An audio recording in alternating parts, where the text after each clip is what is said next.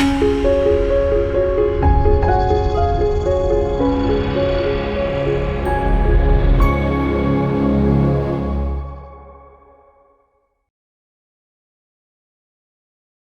మాత్రం. నేను మీ journalist Navata. Welcome to our voice. సముద్ర గర్భంలో అంతర్జాతీయ కుట్ర. ఒకవైపు ఇరాన్ మంత్రి భారత్లో ఉండగానే మరోవైపు మన నౌక ఎంఎస్వి హజీ అలీపై దాడి. దీని వెనుక అసలు సూత్రధారులు ఎవరు? అమెరికా హస్తం ఉందా?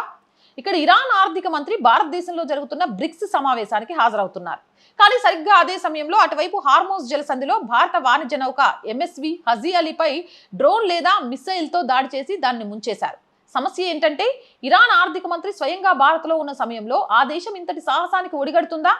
కొంచెం ఇంకిత జ్ఞానం ఉన్న ఎవరికైనా అర్థమయ్యే విషయం ఏంటంటే ఈ పని ఇరాన్ చేసింది కాకపోవచ్చు.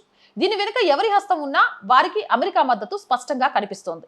ఈ ఎంఎస్వి హజీ అలీ నౌక సోమాలియా నుంచి యుఏఈకి వెళ్తోంది. ఒమాన్లోని లీమా నగరానికి సమీపంలో ఈ నౌకపై భారీ పేలుడు సంభవించి మంటలు అంటుకొని నౌక సముద్రంలో మునిగిపోయింది. అయితే నౌకలో ఉన్న 14 మంది భారతీయ నావికులు సురక్షితంగా ప్రాణాలతో బయటపడటం పెద్ద ఉపశమనం.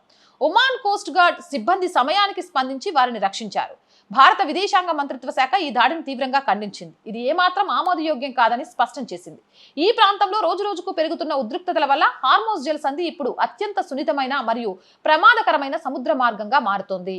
ఏదేమైనా ఎప్పుడు ఏం జరుగుతుందో ఎవరికీ అర్థం కావట్లేదు. జై హింద్, జై భారత్. అండ్ మోర్ వీడియోస్ కోసం our group of channels, our voice, our political, our Sanskriti 3 ఛానల్స్ని వెంటనే సబ్స్క్రైబ్ చేయండి. కంటెంట్ బాగుంది అనిపిస్తే లైక్ చేయండి, షేర్ చేయండి. ఆర్థికంగా ఆర్ వాయిస్కి చేయూతనందించండి. ఆర్థికంగా సపోర్ట్ చేయాలి అంటే సబ్స్క్రిప్షన్ పక్కనే జాయిన్ అనే బటన్ ఉంది. 1 to 5 లెవెల్స్ ఉన్నాయి. ఏదో ఒక లెవెల్లో సపోర్ట్ చేయండి.